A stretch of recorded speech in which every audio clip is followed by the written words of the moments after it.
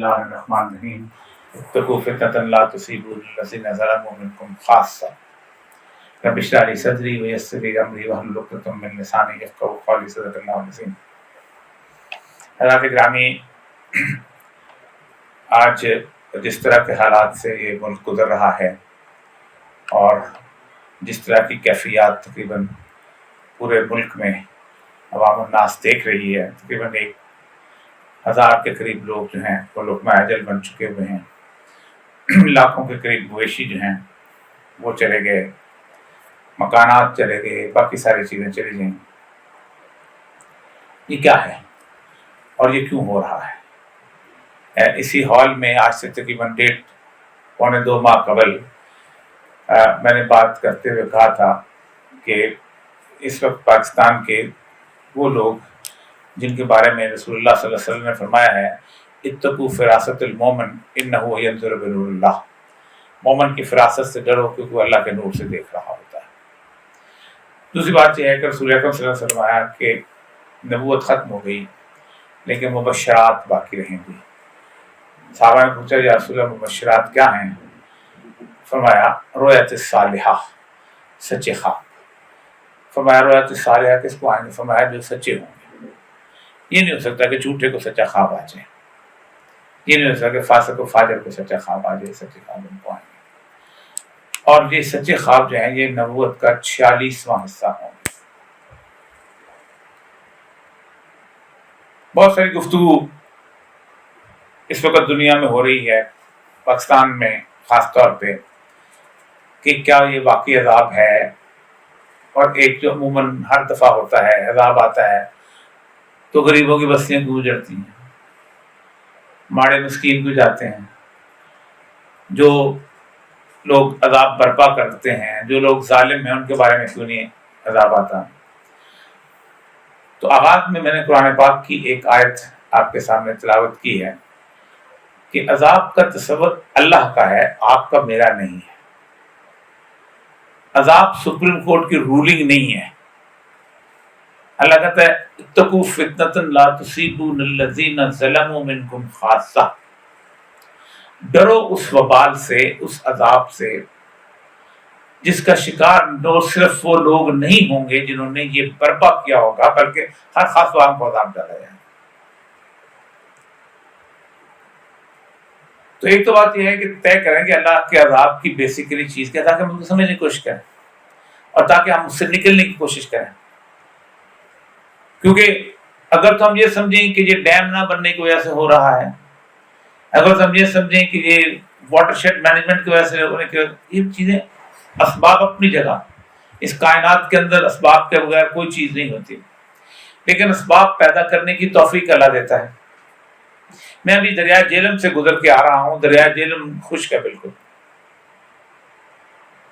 اور دریائے جہلم کے اوپر صرف ایک ڈیم بنا ہوا ہے، خشک ہے، لیکن کالا پال ڈیم نہ بنانے کی توفیق اللہ نے دی نہیں۔ ہمارے اندر دلوں میں جو محبت ختم کی، اللہ کہتا ہے کہ یلبسکم شیعا، میں تمہیں گروہوں میں تقسیم کر دوں اور تمہیں ایک دوسرے کی طاقت کی لڑائی کا مزہ چکھاؤں۔ اللہ تو فرعون کے بارے میں بار بار کہا کہ یہ نہیں کہتا کہ فرعون تم پہ ظلم کرتا تھا، اللہ کہتا ذالک بلاء من رب عظیم، یہ میری طرف سے تمہارے پر بلانا تھا کہ تم اسے رجوع کرتے میں فرعون کو ایک دم، اور جب رجوع کرنے کا وقت ہے اللہ نے پورے کے پورے فرعون کو کر۔ آپ دیکھیں فرعون جس وقت آیا کہ فرعون کو 12-13 شہر تھے جس میں مختلف فوجیں تھیں، وہ اپنی اجتماعی فوجیں لے کے کہاں آیا تھا؟ حضرت موسیٰ کے پیچھے اجتماعی فوجیں اکٹھا کرنے کا موقع دیا اس کو، کہاں پکڑ لیں گے؟ اور حضرت موسیٰ کے جو ساتھی تھے وہ کہتے ہیں موسیٰ مروا دیا، اور وہاں پر اللہ تعالیٰ اور موسیٰ نے جو موسیٰ وہاں کہا کھڑے ہو کے کہ نہیں میرا اللہ مجھے نہیں چھوڑے گا، وہ راستہ نکالے گا۔ کوئی ایسی راستہ تدبیر نظر آتی تھی کہ نہیں آتی تھی۔ تو اب بنیادی طور پر اس سارے سینیریو کو تھوڑی سی سمجھنے کی بات کریں۔ پہلی بات یہ ہے کہ میرا کوئی دعویٰ نہیں ہے، نہ میرا کوئی خواب ہے، نہ میں ان اللہ کے نیک بندوں میں سے اس طرح کہوں کہ مجھے مشارتیں ہوتی ہوں، نہ میرے نظر میں سے، صرف ایک ڈاکیے کا کام کرتا ہوں، وہاں سے کچھ خبر مل جاتی ہے آپ تک بتا دیتا ہوں۔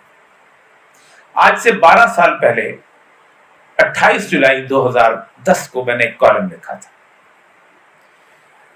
ایکسپریس اخبار میں کالم موجود ہے उस कॉलम का अनुमान था डोरा टूट गया। उस कॉलम के आखिर में मैंने लिखा था कि अहले नजर कहते हैं कि अल्लाह ताला हमसे बहुत सख्त नाराज है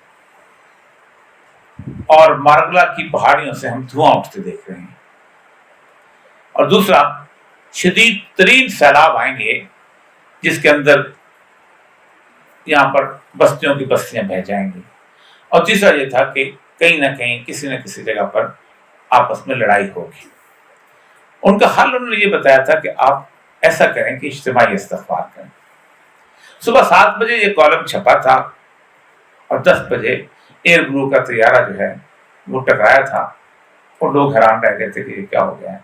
और रात को, उसी रात को नौशहरा डूब गया था। आपको शायद याद होगा कि दरिया काबुल जब चला था तो नौशहरा के घरों के ऊपर से जो था वो पानी उसके ऊपर से गुजरा था, और मुझे अच्छी तरह याद है वो कब तक और कहाँ तक चलता था, तो बहुत बड़ा सैलाब आया था। लेकिन इस वक्त जो सैलाब है उसकी कैफियत कई गुना ज्यादा है। और तीसरा, जैसे आपको याद होगा कि कटी पहाड़ी के फसादात शुरू हुए थे, थोड़े थोड़े नाम थे। एक बात तो ये है कि ये अल्लाह ताला जो है ये अजाब क्यों नाज़िल करता है? क्या बस्ती तबाह करने के लिए नहीं करता है? नहीं। अल्लाह फरमाते हैं वलनुज़ीक़न्नकुम मिनल अज़ाबिल अदना दून अज़ाबिल अकबर। अज़ाब अकबर कहते हैं जो क़यामत के दिन होना है। हम अज़ाब अकबर से पहले छोटा अज़ाब आप पे नाज़िल करेंगे। क्यों? लअल्लहुम यरजिऊन, ताकि वापस लौट आए। थप्पड़ मारेंगे बच्चे को ताकि वापस लौट आए। क्या कर रहे हो? उस बड़े अज़ाब के से बच जाओ कि जिस बड़े अज़ाब का तुमने सामना करना है। एक बात तय है कि जितने भी अज़ाब आते हैं इसके बारे में एक तय है कि अगर तो आप अल्लाह से रुजू करते हैं तो अज़ाब जो है वो आजमाइश में बदल जाता है, अज़ाब खत्म हो जाता है। लेकिन अगर अकड़ वकड़ के गए कि नहीं, ये देखो वो जाती उमरा तो वैसे ही है, बनी गाला तो वैसे ही है, बिलावल हाउस तो वैसे ही है, उसको तो कुछ नहीं होता, तो बदनसीब होते हैं वो लोग जिनकी अल्लाह रस्सी दराज करता है। यमुद्दुहुम फी तुग़यानिहिम यामहून, जिनके लिए अज़ाब क़यामत तक ले जाता है। दूसरी बात यह है कि आम आदमी जो अज़ाब के अंदर मरता है, मैं कोई और भी मरता है, उसके बारे में फैसला यहां नहीं होता कि उसका मुस्तकबिल क्या है। अगर एक नेक आदमी उस अज़ाब में मरेगा तो उसकी जन्नत अगर है तो जन्नत उसको मिल जाएगी। अगर बद आदमी मरेगा तो वो शहीद नहीं है, वो अपने अमाल के हिसाब वहां जाके पाएगा। अल्लाह के लिए कोई फर्क नहीं पड़ता कि वो अज़ाब नाज़िल करते वक्त ये सोचे कि कौन जा रहा है कौन नहीं जा रहा। ये मेरा मोबाइल है, ये इस कमरे में पड़ा हुआ, मैं इस कमरे को उठा के उस वाले कमरे में रख देता हूँ, वो मेरा ही कमरा है, तो मुझे कोई परेशानी होगी? अल्लाह को भी कोई परेशानी नहीं होती। वो अपनी एक मखलूक को उठाता है दूसरे जहान में ले जाता है, उसके सामने पड़ी हुई मखलूक। परेशानी तो मुझे है भाई, कि जिसको यकीन नहीं है कि आगे जाकर हमने मिलना है अल्लाह से। अल्लाह को कोई परेशानी नहीं है, बच्चा चले जाए, अल्लाह ने एक आदमी की जिंदगी लिख दी है, इस वक्त से लेके इस वक्त तक आनी है। अब कुल्लिया क्या है? अल्लाह का रसूल सल्लल्लाहु अलैहि वसल्लम ने कुल्लिया बताया है इस आयत की तफसीर का, कि आपने फरमाया कि अल्लाह हर खास व आम पर उस वक्त तक अजाब नहीं नाजिल करता जब तक उनमें एक ऐब पैदा ना हो जाए, और वो ऐब ये है कि वो कोई बुराई होते हुए देखें और इस्तिताअत रखते हैं और फिर उसको ना रोकें। अल्लाह कहता है फिर अल्लाह हर खास व आम पर अजाब नाजिल करता है, हर खास व आम। अब 12 साल पहले गुफ्तगू की थी, दुआएं लोगों ने की, कुछ हुआ, किसी न किसी हद तक वो टल गया, लेकिन उसके बावजूद भी अब देखिए, खुद सोचें कि जिन साहब ने मुझे बताया होगा उन साहब को अल्लाह ताला ने किस हद तक खबर कर दी होगी कि मरगला की पहाड़ियों तक की निशानी बता दी होगी। उसके बावजूद भी अगर कोई शख्स जो है वो ना, इन्न फी ज़ालिका लिआयातिन लिक़ौमिन याक़िलून, अल्लाह ताला कहते हैं हम अकल वालों के लिए निशानियां रखते हैं, तो ना हो तो फिर तो इसका मतलब यह है कि आप समझने वाले नहीं है। लेकिन हमारी रवश वैसे ही चलती रही। पाकिस्तान के साथ जुल्म ये हुआ है कि पाकिस्तान के अंदर हमने बुराई को बुराई समझना, अच्छाई को अच्छाई समझना छोड़ दिया। सुबह आप टीवी खोलें, आपको 10 लोग ऐसे मिल जाएंगे कोई झूठ کی وکالت کریں گے اور سچ کی نفی کریں گے. ان کو پتا ہوگا کہ یہ اس کے لیڈر نے جھوٹ بولا ہوا ہے، یہ اس کے لیڈر نے بدزیادتی کی ہوئی ہے، یہ اس کے لیڈر نے خیانت کی ہوئی ہے، اس کی وکالت کرنے کے لیے موجود ہوں گے، اور اس کے پیچھے لاکھوں لوگ اس بات کو ماننے میں موجود ہوں گے.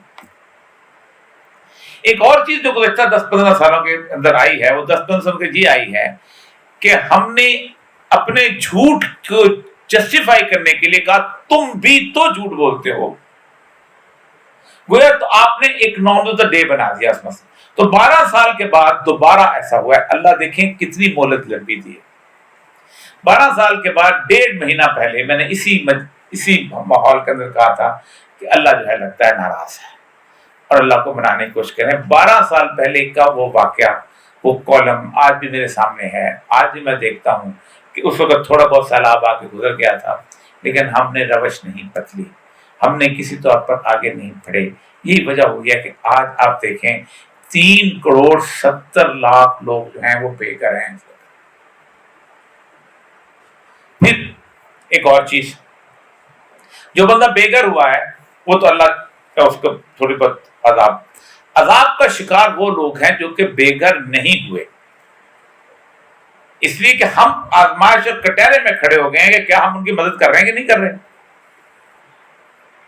کیا ہم ان کی طرف رجوع کرتے ہو. اللہ کا غصہ کس سے ٹھنڈا کرتے ہیں؟ اللہ رسول فرماتے ہیں اللہ کا غصہ ٹھنڈا کرو بے شک کھجور دے کر کرو. تو اللہ کا غصہ تو 2-3 طریقے سے ٹھنڈا ہوتا ہے. ایک تو ایک اجتماعی استغفار سے ٹھنڈا ہوتا ہے، جو سیدنا یوسف علیہ السلام کی قوم، یونس علیہ السلام کی قوم نے ہوا تھا کہ آپ نے عذاب جو ہے اس کو آپ نے کہا اور اس کے بعد آپ نے سوچا کہ عذاب آنا، عذاب چل پڑے. اور جب ان کی قوم نے دیکھا کہ ایک پیغمبر چلا گیا اب تو عذاب آئی تو پوری قوم سجدے میں گر گئی. اور اللہ تبارک و تعالیٰ نے جو آیات اتاری ہیں اس آیات کو دیکھیں کہ کوئی قوم کاش یونس کی قوم کی طرح نہ کیوں نہیں ہو جاتی کہ ہم اس پہ سے عذاب بھی ٹالتے اور ہم اس کو آئندہ زندگی میں مزید آگے مہلت دے دیتے. یعنی ان کی ایج عمریں بڑھ جاتی، ان کے اندر نعمتوں میں اضافہ ہو جاتا، ان کو زندگی کی عائش کرنے کا موقع. اتنی استغفار اللہ تبارک و تعالیٰ کو پسند ہے. لیکن آپ خود سوچیں کہ کراچی سے لے کے گلگت بلتستان تک سب کچھ اڑا. ایک انڈیویجول بندہ کھڑا ہوگا، کوئی کھڑا ہو کے کہا کہ یار آپ کے آئے کراچی اسٹیڈیم میں جمع ہو جاؤ استغفار کرنا. ہمیں شرم آتی ہے، ہم سمجھتے ہیں بڑے نان سائنٹیفک سی بات کر رہے ہیں. ابھی ہم صرف 6-7 مہینے پہلے اللہ تبارک و تعالیٰ نے تھپڑ مار مار کے نشانیوں کا جواب دیا ہے کہ میں صرف غریبوں پہ عذاب نہیں نازل کرتا.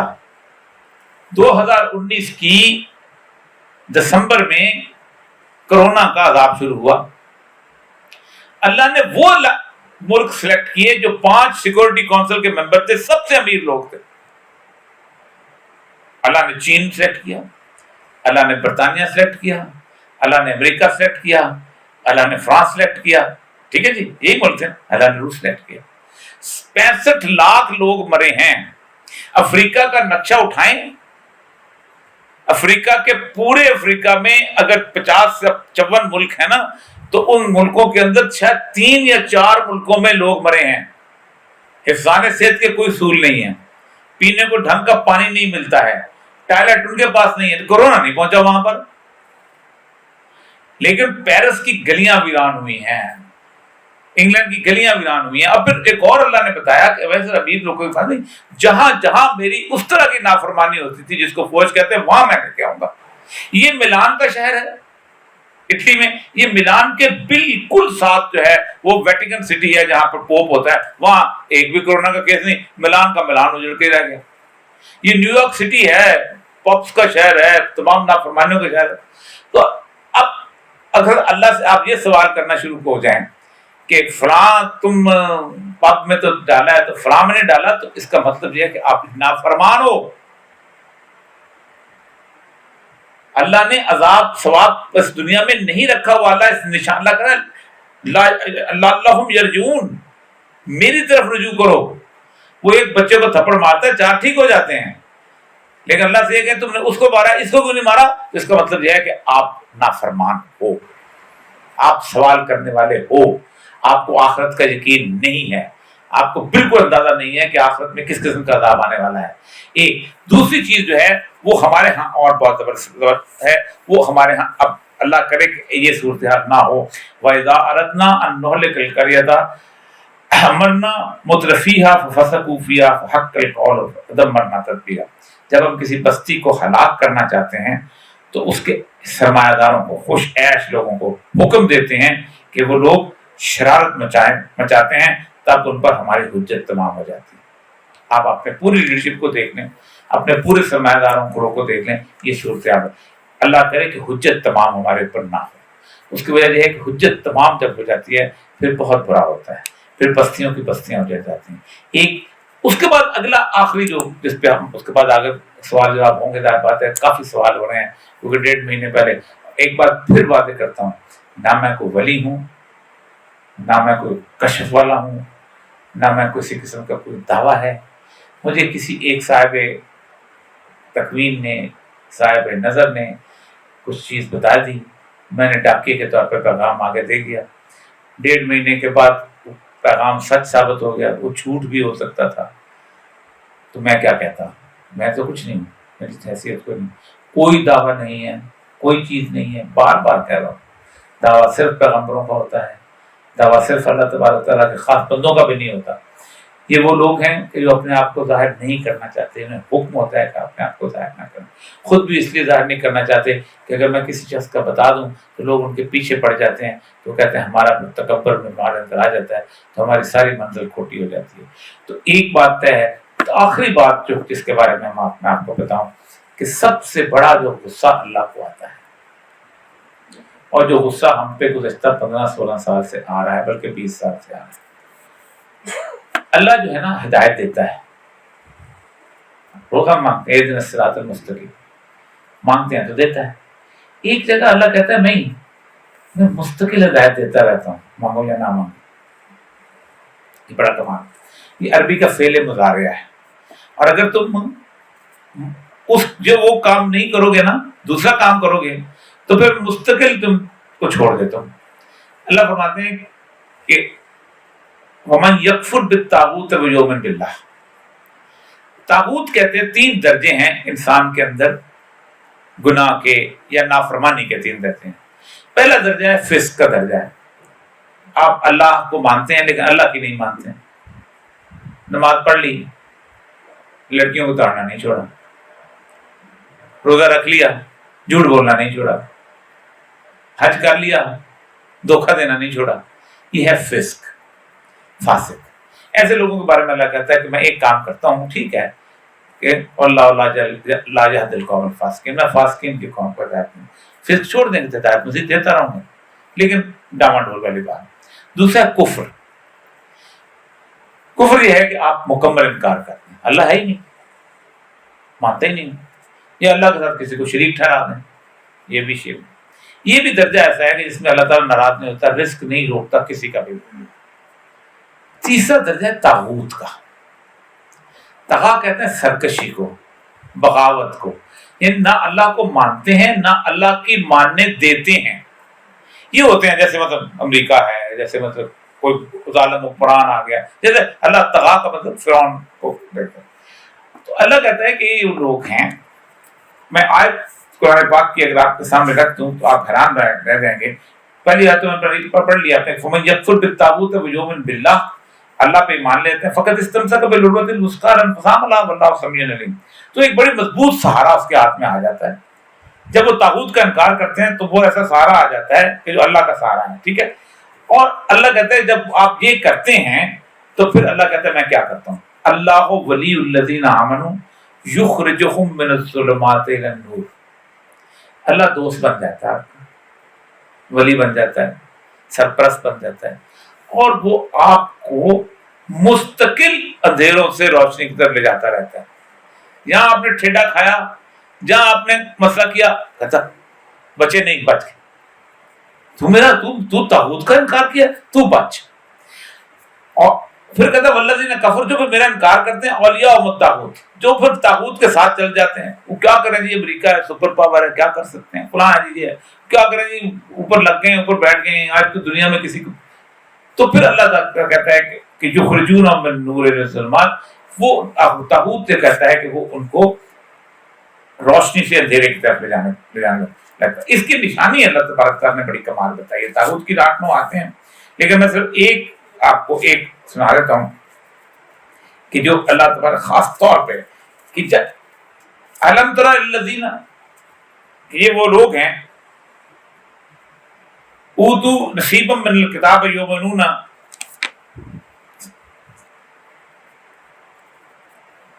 بالجبت والطاغوت ویذکرون الذین کفروا ہؤلاء، یہ وہ لوگ ہیں، کیا تم نے ان لوگوں کو دیکھا جنہیں کتاب کے علم میں سے کچھ حصہ دیا گیا اور ان کا حال یہ ہے کہ جبت اور طاغوت کو مانتے ہیں اور کافروں کے متعلق کہتے ہیں کہ ایمان لانے والوں سے یہی زیادہ صحیح بہتر ہے۔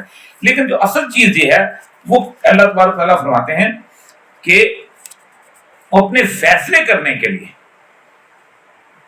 وہ اپنے الم تر الذین یزعمون انہم آمنوا بما انزل الیک وما انزل من قبلک، یہ ہمارے اوپر بالکل فٹ آتی ہے۔ تم نے اے نبی تم نے دیکھا ان لوگوں کو جو دعویٰ تو کرتے ہیں کہ ہم ایمان لائے اس کتاب پر جو تمہاری طرف نازل کی گئی اور ان کتابوں پر بھی جو تم سے پہلے نازل کی گئی۔ ہمارا یہی کام ہے نا، ہم کرتے کیا ہیں؟ اللہ پر بھی ایمان ہے، کتاب پر بھی ایمان ہے، قرآن پر بھی ایمان ہے، تورات پر بھی ایمان ہے، انجیل پر بھی ایمان ہے، زبور پر بھی ایمان ہے، داؤد پر بھی ایمان ہے، سلیمان پر بھی ایمان ہے، حضرت موسیٰ پر بھی ایمان ہے، حضرت عیسیٰ پر، حضرت ابراہیم پر ایمان ہے۔ نہیں، لیکن من کا یریدون ان یتحکموا الی الطاغوت، مگر چاہتے یہ ہیں کہ اپنے معاملات کا فیصلہ کرانے کے لیے طاغوت کی طرف جائیں۔